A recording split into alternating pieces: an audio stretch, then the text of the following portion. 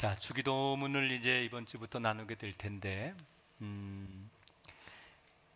이 세상에 존재하는 모든 종교는 공통적으로 다 기도라는 행위를 가지고 있습니다. 기도라는 것은 나약한 인간이 우월한 신에게 자기의 소원을 비는 행위를 기도라고 합니다. 그러니까 모든 종교는 다 기도라고 하는 예식이 다 존재합니다. 그런데 그 종교마다 기도하는 내용과 방법은 조금씩 다르죠. 왜냐하면 신의 대상이 다르기 때문에. 이것은 마치 우리가 어떤 주제를 가지고 이야기할 때 누구와 이야기를 하느냐, 이야기의 대상이 바뀌면 이야기가 달라지는 것처럼 그 신이 누군가에 따라서 기도하는 내용, 범위도 달라진다는 겁니다. 그래서 우리 기독교에서 말하는 기도 내지는 종교가 말하는 기도라고 하는 것은 엄밀히 말하면 자기가 섬기는 신이 어떤 존재인가를 드러내는 행위이기도 하다, 이렇게 정의를 할 수 있습니다. 그런 의미에서 예수님이 가르쳐준 주기도문은 대단히 중요한 의미를 띠고 있습니다. 왜냐하면 하나님을 예수님만큼 잘 아는 분이 없어요. 하나님의 본체이신 예수님이 직접 하나님에 대해서 잘 설명해 주었어요. 그래서 우리가 예수님이 가르쳐준 이 주기도문을 잘 의미 있게 생각하고 고백하면 세 가지의 영적인 의미가 있습니다. 첫째는 이 주기도문 속에 하나님이 어떤 분인지를 알게 돼요. 그리고 하나님이 창조한 인간을 비롯한 나는 도대체 어떤 존재냐, 이것도 알게 돼요. 그리고 하나님께서 우리에게 어떤 삶을 살기를 원하시는지도 알게 된다는 거예요. 그러니까 주기도문 하나를 잘 우리가 고백하고 이 주기도문의 의미를 제대로 이해하면 굉장히 많은 영적인 열매들을 거둘 수 있다는 거죠. 자, 오늘은 우리가 주기도문을 외울 때 제일 첫 번째 등장하는 얘기, 하늘에 계신 우리 아버지라는 말. 자, 예수님이 기도를 가르쳐 주시면서 첫 번째로 우리에게 말씀하신 게 하나님은 하늘에 계시다, 이렇게 가르쳐 주셨어요. 하나님이 하늘에 계시다. 그리고 우리 모두는 하늘나라의 백성이다. 자, 예수님께서 가르쳐 주신 하늘이라고 하는 의미가 어떤 것이냐? 우리가 하늘에 계신, 이렇게 늘 주기도문을 고백하는데, 이렇게 기도하는데 도대체 예수님이 말하는 그 하늘이라고 하는 그 의미가 뭐냐를 한번 생각해 볼게요. 자, 사실 인간에게 있어서 이 하늘이라고 하는 것은 대단히 친숙한 대상이죠. 우리는 하늘이 그렇게 낯설지는 않아요. 그러나 엄밀히 말하면 하늘에 대해서 별로 아는 게 없습니다. 왜냐하면 우리가 늘 이 땅에 살면서 하늘을 바라보기 때문에 하늘이 친숙한 대상이긴 하지만 실제로 우리가 하늘을 가보지 않았기 때문에 하늘에 대해서는 멀리서 바라볼 뿐, 이미지는 친숙하지만 실제로 아는 것이 그렇게 많지가 않습니다. 비행기 조종사나 우주인이라고 할지라도 아마 다르지 않을 거예요. 그들이 우리보다 조금 구름 너머, 우리가 생각하는 저 구름 너머 해와 달이 있는 쪽 하늘을 조금 날아본 경험은 있을지 몰라도 그들의 평상시의 주거 공간이 땅이기 때문에 그들도 역시 하늘에 대해서 무언가 정확하게 말하기는 좀 부족할 것이다. 자, 그런데 오늘 우리가 이 시간 생각해 볼 하나님께서 계신 하늘은 해와 달, 그리고 반짝이는 별이 있는 그 하늘보다 훨씬 낯선 대상이에요. 여기서 주기도문에서 말하는 하늘이라고 하는 것은 푸른 창공, 영어로 스카이가 아닙니다.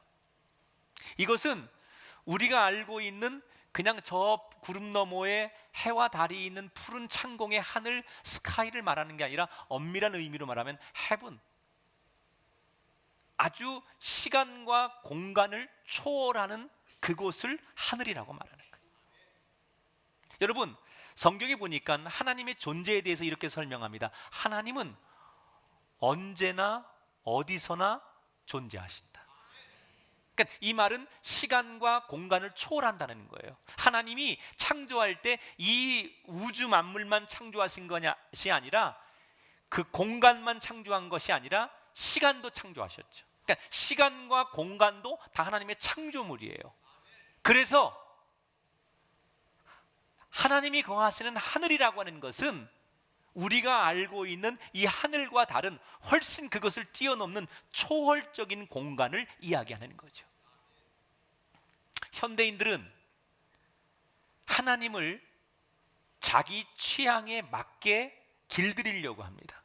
그래서 자기가 인식하고 자기가 경험하는 것만 인정하려고 하죠. 인식이라고 하는 것이 보고 경험하고 체험하는 걸 우리가 인식한다고 그래요. 그러니까 내가 보고 경험되고 체험한 것만 인정하겠다, 신의 존재도 그렇게 인정하겠다라고 사람들은 생각하죠. 여러분, 이것은 굉장히 위험한 발상이에요. 신이라는 것을 내가 보고 체험하고 경험한 것만 인정하고 그걸 내가 존중하겠다라고 말하는 것은 신을 신으로 인정하는 게 아니라 내가 내 마음대로 아무 때나 조절하겠다는 거예요. 내가 편리한 대로 그 신을 내가 길들이겠다는 거예요. 신은 그런 존재가 아니에요. 신이라고 하는 것은요, 당신이 우리에게 나타나셔서 계시하지 않으면 우리가 알 수 없는 게 신이에요. 여러분, 하나님을 우리가 알고 싶다고 알아지는 게 아니에요. 하나님께서 우리에게 나타나셔서 선지자를 통해서 또 어떤 자연을 통해서 계시하시는 부분, 드러내시는 부분만 우리가 하나님을 아는 거예요. 예수님을 통해서 하나님이 예수님을 통해서 말씀으로 드러나신 부분만 우리가 하나님을 아는 거예요. 그러니까 하나님은 어떤 분이냐? 초월적인 분이라는 거예요. 엄밀히 말하면 우주보다 크신 분이에요. 왜냐하면 우주를 고치시고 우주를 새롭게 하려면 우주만에서도 안 돼요. 우주보다 훨씬 크셔야만 우주도 고칠 수 있는 분이에요. 그러니까 우리가 주기도문 속에서 하늘에 계신이라고 하는 이 고백 속에는 하나님은 내가 다 측량할 수 없고 상상할 수 없는 크신 분입니다 라는 것을 고백하는 첫 번째 겸손함의 고백이 그 속에 담겨 있다는 거예요. 자, 하나님이 하늘에 계시다라는 얘기, 그건 멀리 계시다는 얘기가 아니에요. 우리가 상상하는 하늘이 아니라고 했죠. 그런데 이 하늘이라고 하는 것 속에는요, 어떤 의미가 있느냐면, 하늘이라는 것은 사실 땅에 살고 있는 우리와는 차원이 다른 것을 말하는 것이에요. 하나님이 계신 하늘이라고 하는 것은 우리가 알고 있는, 인식하는 것과 차원이 다른 곳이에요. 현대 과학 문명의 이전의 사람들은 하늘의 신과 천사와 요정 같은 영적인 존재들이 산다고 믿었어요. 그리고 해, 달, 별들조차도 신들이라고 생각했습니다. 그런데 현대 과학 문명이 그런 전통적인 신화들을 대부분 깨트렸죠. 그러나 이 과학 문명을 가지고 살고 있는 현대인들 역시도 하늘은 분명히 이 땅과 급이 다른 장소라고 생각을 합니다. 하늘이 우리가 살고 있는 이 땅과 같을 것이다 라고 생각하는 사람은 없어요. 분명히 급이 다른 곳이다 라고 생각하죠. 그래서 우리가 쓰는 표현 가운데 하늘과 땅 차이라는 표현이 있어요. 이게 무슨 의미죠? 감히 비교할 수 없는 그만큼의 수준의 차이가 난다, 그거예요. 하늘과 땅 차이라는 건요, 비교 대상이 안 된다는 얘기예요. 하늘에 계신이라고 하는 이 하나님이 계신 하늘이라는 것은요, 우리가 어떤 것으로도 비교할 수 없는 너무나 신비롭고 엄청난, 우리와는 엄청난 수준 차이가 나는 그런 곳이 바로 하나님이 계신 하늘이라는 곳이에요. 그러면 하늘에 계신 하나님과 우리가 어떤 그 차이가 나느냐? 우선 본질적인 차이가 나죠. 본질적인 차이. 여러분, 하나님은 고통이나 죽음이나 무슨 질병 이런 거에 영향을 받는 분이 아니에요. 그러나 인간은 질병과 고통과 우리가 죽음, 노화 이런 거에 대한 그 위협에서 벗어날 수가 없어요. 우리는 시간과 공간의 제한을 받지만 하나님은 시간과 공간을 뛰어넘는 분이에요. 그것까지도 창조하신 분이니까. 우리는 우리가 알고 있는 지식과 지혜가 한계가 있지만 하나님은 그 지식과 지혜가 무한하신 분이에요. 그러니까 우리하고는 완전히 차원이 다른 그런 분, 그분이 바로 하나님이라는 거예요. 자, 그런 의미에서 누구든지 이 땅에 사는 많은 사람들이 나는 하나님의 뜻을 완벽하게 알고 있어, 내 생각이 곧 하나님의 생각이야, 이런 따위의 주장을 할 수가 없다는 거예요. 한참 열등한 존재가 감히 난 하나님의 뜻을 100% 알아, 내 얘기가 곧 하나님의 뜻이야 라고 말하는 건 상식적으로 말하면 어항 속에 있는 금붕어가 인간의 뜻을 다 안다는 얘기하고 웽웽거리는 파리가 사람의 뜻을 다 안다는 얘기하고 똑같은 얘기예요. 여러분 주변에서 뭐 직통계시 운운하면서 내가 말하는 게 하나님의 온전한 뜻이고 계획이다 라고 이렇게 이야기하는 사람들은 어떻게 생각하면 되느냐? 100% 가짜다. 인간이 하나님을 온전하게 제대로 알 수 없다는 거예요. 이 말을 거꾸로 말하면 자신의 좁은 머리와 일천한 경험을 토대로 하나님의 존재를 부정하는 것도 옳지 않은 거예요. 그러니까 차원이 다른 하나님을 우리가 감히 인간이 있다 없다 이렇게 논하는 자체가 말이 안 된다는 얘기죠. 왜? 인간은요, 우리가 살고 있는 이 지구에 대해서도 잘 몰라요. 우주에 대해서는 아는 것도 없어요. 그런데 이 지구보다 우주보다 더 크신 하나님, 그걸 모든 걸 창조하신 하나님을 우리가 안다. 하나님은 내가 아는데, 내가 좀 아는데, 하나님이 내가 좀 아는데 하나님이 이런 분이고 하나님이 이런 거야, 그래서 하나님은 없고 하나님은 있고, 이렇게 말하는 자체가 논리적으로 모순이라는 얘기죠. 여러분, 인간이요, 남에 대해서 아는 건 둘째치고요, 자기 몸에 대해서도 인간은 아는 게 별로 없어요. 최근에 건강 문제에 대한 두 가지 큰 이슈가 세계적인 탑 뉴스가 되고 있습니다. 하나는 지난 7월 달에 프랑스의 과학자들이 성인 남녀 18만 명을 10년 동안 조사해서 내놓은 보고서예요. 커피나 차 종류를 하루에 4잔 정도 마시면 혈압과 심박수가 현저히 낮아진다, 건강에 좋다, 마셔라, 그 얘기예요. 그런데 한 달도 채 지나지 않아서 이번엔 미국에 있는 과학자들이 44,000명을 30년간 조사한 통계를 내놨는데, 만 55세 이하의 사람이 평균 하루 4잔 이상의 커피를 마시면 조기 사망의 위험이 대폭 높아진다. 한 달 사이에 프랑스의 과학자들하고 미국의 과학자들이 정반대의 결과를 내놓고 우리 보고 어떡하라는 거예요. 이게 지금 뜨거운 감자예요. 또 하나는 최근까지 BMI라고요, 체질량 지수가 높은, 다른 말로 말하면 조금 비만인 사람이 질병률과 사망률이 높은 것이 상식이었어요. 좀 뚱뚱한 사람들은 오래 못 산다 그러고 여러 가지 질병에 걸릴 확률이 많다라고 하는 게 우리가 알고 있는 상식이었죠. 그런데 이번에 미국의 국가보건통계청이 288만 명의 비만도와 27만 건의 사망 사례를 조사했는데, 조금 비만인 사람이 오히려 정상 체중보다 더 오래 사는 걸로 나왔어요. 자, 이게 이제 논란이 되고 있는데, 그래서 지금 의학계에서 정상과 비만의 기준을 놓고 대혼란에 빠진 거예요. 지금까지 알고 있는 정상 체중, 좀 비만이라고 하는 이런 정의에 대해서 지금 혼란이 왔다는 거죠. 자, 일부러 살 빼려고 하지 말아요. 이게 정리될 때까지 그냥 버텨보자고요. 인간이요, 지금 말씀드린 대로 이런 문제가 한두 가지가 아니에요. 자신의 몸에 대해서조차도 아는 게 별로 없어요. 그런데 우리의 지식과 경험을 훌쩍 뛰어넘는 하나님의 존재에 대해서 인간이 감히 왈가불가할 수 있습니까? 하나님이 어디 계셔? 안 계셔? 내가 하나님을 좀 아는데, 이게 얼마나 어리석고 위험하고 무식한 행동이냐 이거예요. 감히 우리의 모든 것으로 측량할 수 없는 그 하나님, 하늘에 계신 하나님이라고 할 때, 그런 하나님, 본질적으로 우리와 다른 하나님을 우리가 이야기하는 건데, 그럼 그런 하나님을 향하여 우리가 취할 수 있는 태도는 뭐예요? 경외하는 마음, 존경하는 마음.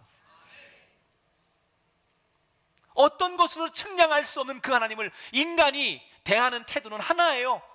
놀라와 경외하고 그 하나님 앞에 존경하는 태도를 갖는 거예요.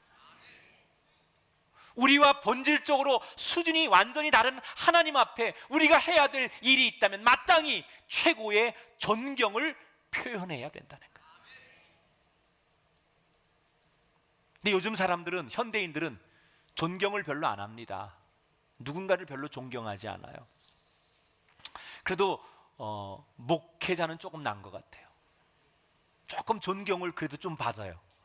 근데 학교 선생님들이나 세상에 여러분 과거에 존경받던 지위에 있던 사람들 요즘 존경받습니까? 전혀 존경받지 않습니다. 모르죠? 여러분들도 저 앞에서만 웃고 돌아서면 저놈이랄지.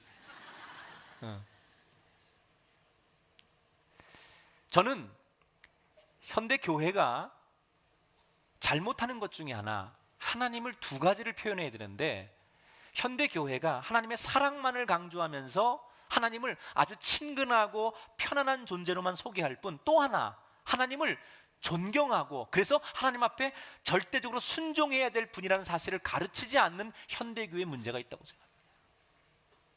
사랑의 하나님, 그래서 친근하고 언제나 친구 같은 편안한 하나님만 소개하다 보니까 그 하나님 앞에 우리가 절대 순종해야 하고 그 하나님 앞에 우리가 존경과 예의를 표시해야 되는 그런 것에 대해서 듣지 않다 보니까 하나님을 우리가 함부로 대해야 된다.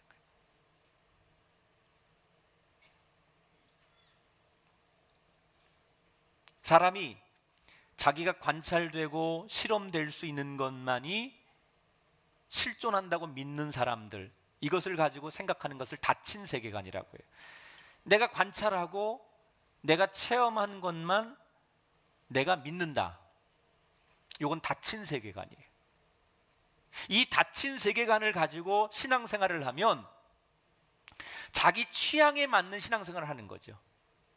신도 자기 취향에 맞게 선택하는 거예요. 여러분 정말 여러분 한번 본질적으로 생각해 보세요. 하나님이라는 존재를 내 취향에 맞춰서 선택할 수 있는 겁니까? 내가 이런 취향이기 때문에 이렇게 선택할 수 있는 문제가 아니라는 거예요. 이 닫힌 세계관을 가지고 신앙생활을 하는 사람, 이걸 가지고 종교에 들어오는 사람은 어떤 생각을 갖냐면 하나님에 대해서 함부로 대합니다. 심지어 하나님에 대해서 모욕하지요. 왜? 내가 경험되지 않은 건 안 믿는 거예요. 내가 직접 만져보지 않고 실존하지 않는 건 안 믿겠다는 거예요. 이 닫힌 세계관으로 하나님 앞에 서면 하나님을 함부로 대하죠. 하나님을 모욕하지요. 저는 여러분의 생각관이 열린 세계관으로 바뀌어지게 되기를 주의 이름으로 축원합니다. 그래야만, 열린 세계관이 돼야만 그럴 수도 있겠구나, 그렇구나 라고 인정하면서 그 큰 하나님을 우리가 수용하게 되고 그 큰 하나님 앞에 존경과 예의를 표시할 수 있게 된다는 거예요. 우리 옛 어른들이 오냐오냐 했더니 할아버지 수염까지 뽑는다는 말처럼 사랑의 하나님을 너무 강조하다 보니까 마땅히 하나님 앞에 지켜야 될 예의를 잃어버린 현대교회. 전 우리 교회 성도들이 정말 하나님 앞에 온전한 예의를 지킬 줄 아는 그런 성도가 되기를 축원합니다. 하나님 앞에 예의를 지키는 가장 좋은 방법 가운데 하나가 뭐냐? 예배 드리는 거예요. 예배. 이 예배라고 하는 것은 하나님 앞에 내가 마땅히 예의를 갖추는 시간이에요. 그래서 정말 예배를 정성껏 잘 드리는 사람은 하나님 앞에 내가 존경하는 마음, 예의를 갖추는 시간으로 표현하는 거예요. 그러니까 적당히 여러분 주일날 내가 그냥 오늘 뭐 시간 되면 오는 게 예배고 내가 와서도 그냥 뭐 내가 듣고 싶은 말씀 듣고 내가 헌금하고 싶으면 하는 거, 그러는 게 아니에요. 엄밀히 말해서 이 주일날 드리는 이 예배는 내가 하나님 앞에 정말 내 마음과 신령과 진정한 마음을 가지고 나와서 내가 표현할 수 있는 최고의 존경심, 예의를 표현하는 자체가 예배라는 거예요. 여러분 사무엘상 2장 30절에 보니까 나를 존중히 여기는 자를 내가 존중히 여길 것이고 나를 멸시하는 자를 내가 경멸할 것이다 그랬어요. 저는 오늘 여러분 이 예배가 하나님 앞에 드리는 예배인데 그 하나님 앞에 여러분 마음과 옷깃을 여미고 정말 그 하나님을 존중하고 때로 그 하나님을 우리가 경외하는 마음으로 그렇게 드려지는 예배가 되길 주 이름으로 축원합니다.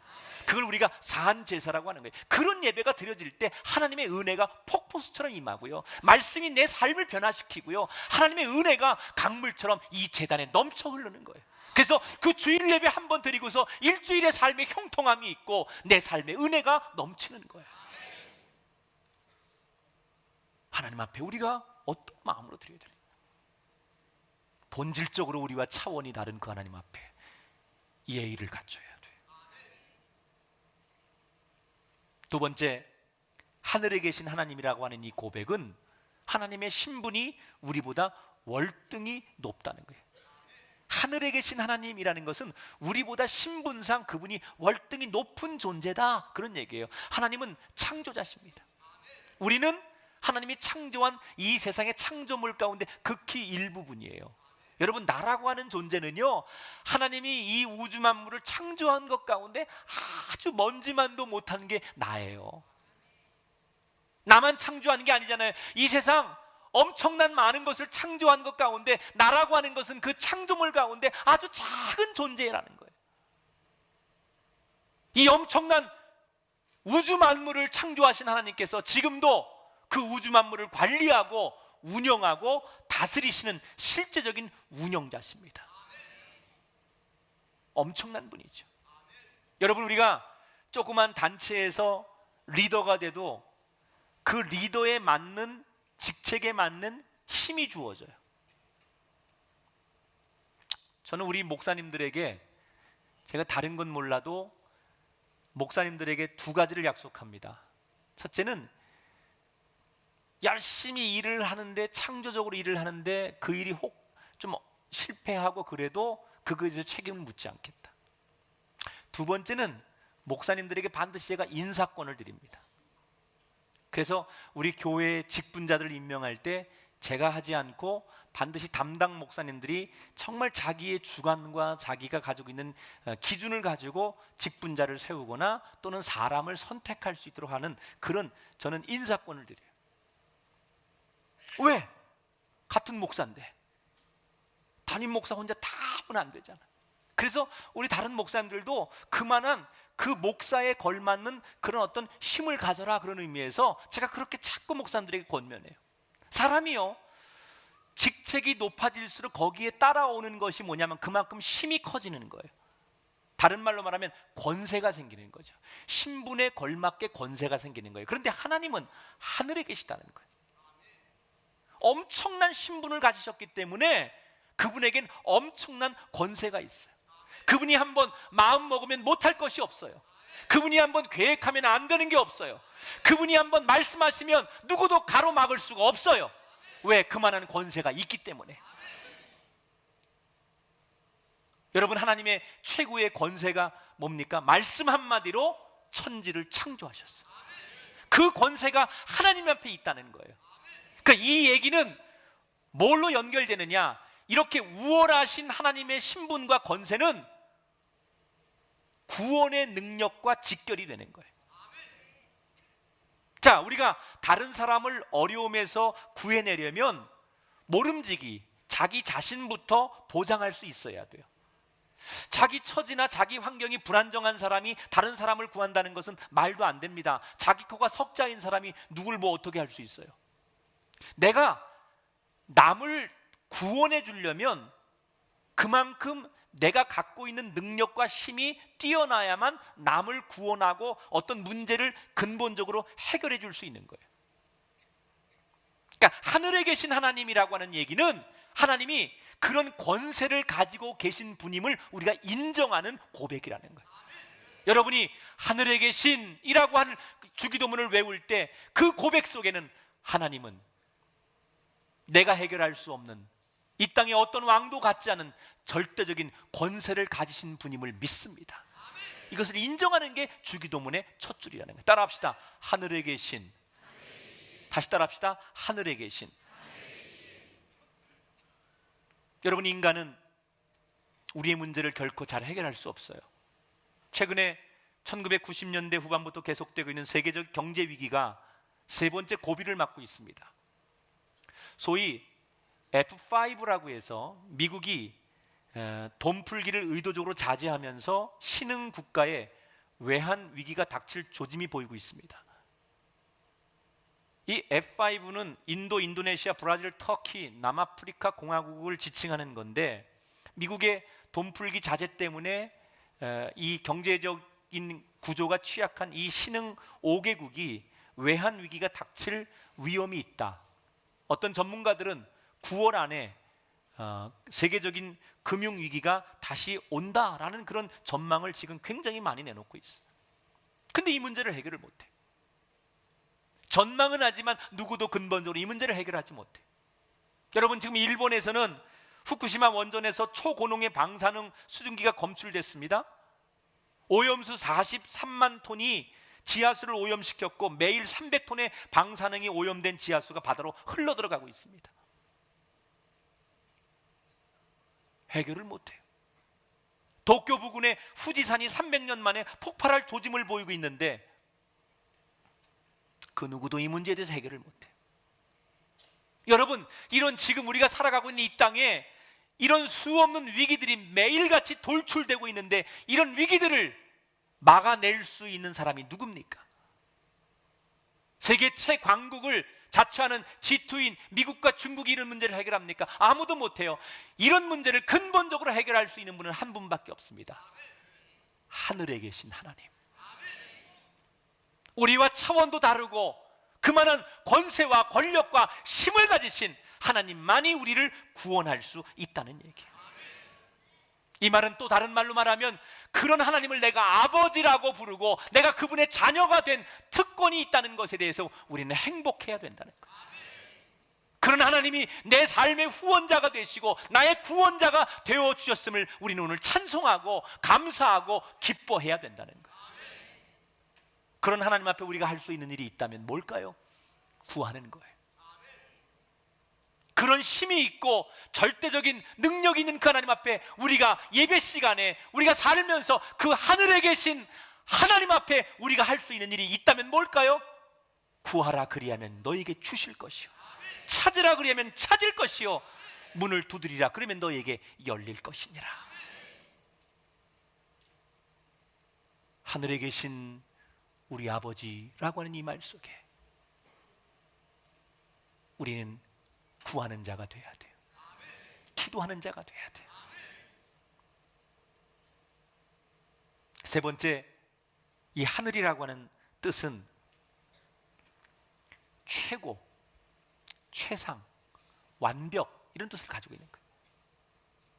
보통 우리가 얼만큼 좋아 그러면 아이들이 그러죠. 하늘만큼 땅만큼.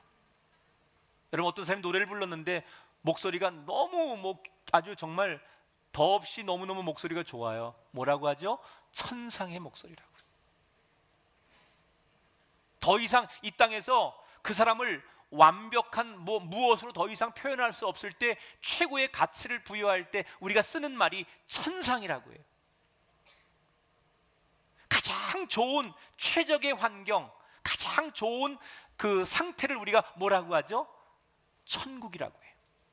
예수 안 믿는 사람도 이야 여기가 지상 낙원이고 지상 천국이네 라는 말을 종교가 없는 사람들도 평상시에 많이 씁니다. 그게 뭐죠? 최고로 좋다는 거예요. 더 이상 좋을 수 없다는 거예요. 하늘에 계신 우리 아버지라고 하는 이 말은 가장 좋은 것을 가지고 계신 하나님. 여러분, 그분이 때를 따라 우리를 도우시고 준비하신 하나님임을 믿으시기 바랍니다. 이 하늘이라고 하는 것은요, 사실 궁극적으로 우리가 하늘에 계신 아버지라고 하는 이 말씀 속에는 사실 이 하늘이라고 하는 말 속에는 희망이라고 하는 아주 중요한 하나님의 메시지가 담겨져 있어요.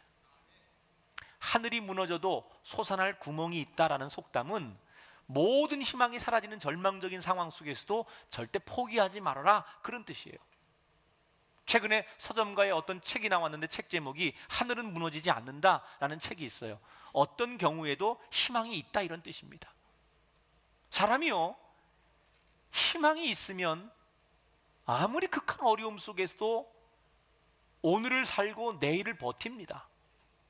그런데요, 아무리 귀한 과거와 찬란했던 역사를 가지고 있어도 오늘 내일 희망이 없다고 생각하면 그 사람은 모든 부귀영화를 뒤로하고 자기 생명을 버립니다.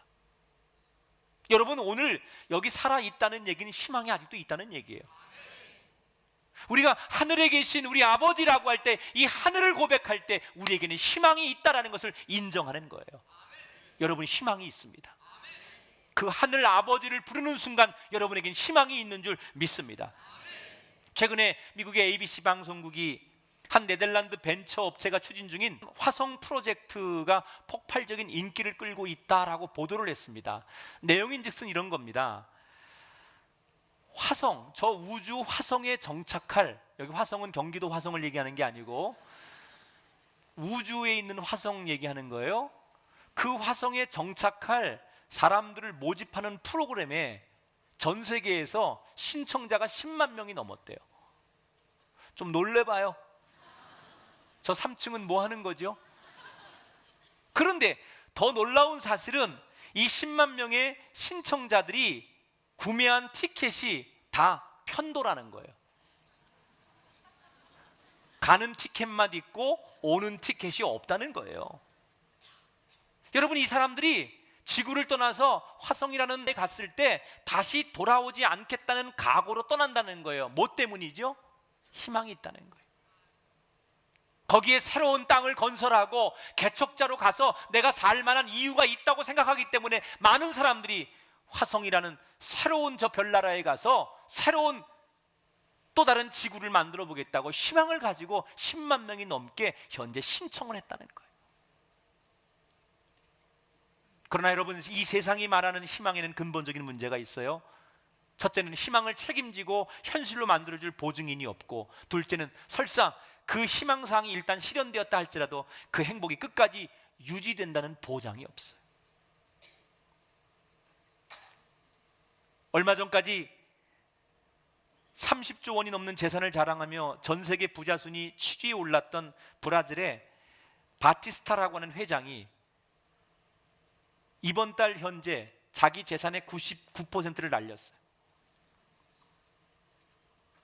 한때는 얼마 전까지 세계에서 7번째 큰 부자였던 이 사람이 99%의 재산을 날렸어요. 경영 실패, 투자 실패, 주가 폭락, 이런 악재가 겹치면서 지금 그가 남은 재산이 한 1%밖에 없는데 그 1%가 얼마냐 그랬더니 2천억이래요.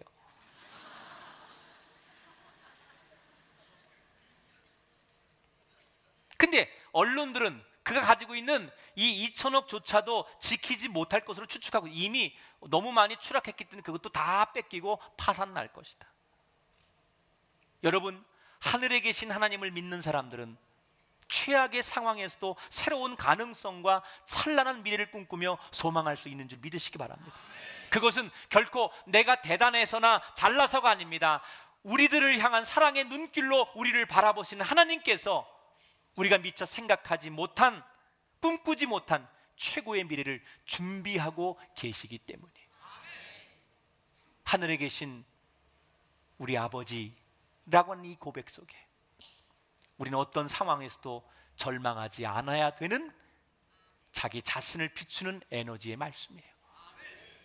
오늘 여러분 주기도문을 고백하실 때 다른 거 다 모르고 그냥 끝까지 안 가더라도 하늘에 계신 이 한 구절 속에 하나님이 우리와 본질적으로 다르시고 엄청난 권세를 가지시고 우리에게 무한한 희망을 주시는 분이라는 것을 인정하는 고백 속에 여러분 모두가 이 하늘의 위로와 하늘의 축복을 소유하기를 주의 이름으로 축원합니다. 때로는 주기도문이 끝까지 가지 않아도 하늘에 계신 이 한마디만 가지고도 우리 삶과 인생이 회복될 수 있음을 기억하시고 하늘에 계신 이라고 하는 이 한 구절만 가지고도 무한히 하나님을 찬양하고 경배할 수 있음을 기억하시면서 저는 여러분 모두가 이 하늘에 계신 이 한마디 속에 감격의 눈물과 가슴에 정말 기쁨의 영성이 회복되는 놀라운 감격의 은혜가 이 한 단어 속에 여러분 날마다 신앙생활 하는 동안 체험되어지기를 주의 이름으로 축원합니다.